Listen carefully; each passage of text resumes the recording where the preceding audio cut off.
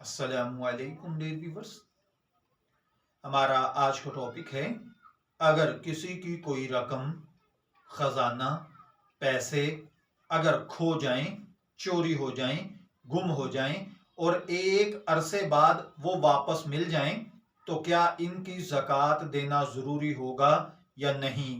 देखिए भाइयों और बहनों, अगर किसी का कोई माल गुम हो जाए, रकम खो जाए, फिर एक मुद्दत के बाद अल्लाह वहदहू ला शरीक के फजल और करम के साथ वो माल आपको वापस मिल जाए और खोई हुई रकम दस्तयाब हो जाए, तो इस मुद्दत की ज़कात वाजिब नहीं होती जिस मुद्दत में ये माल खोया था, यानी कि गुमशुदा माल की ज़कात नहीं होती है।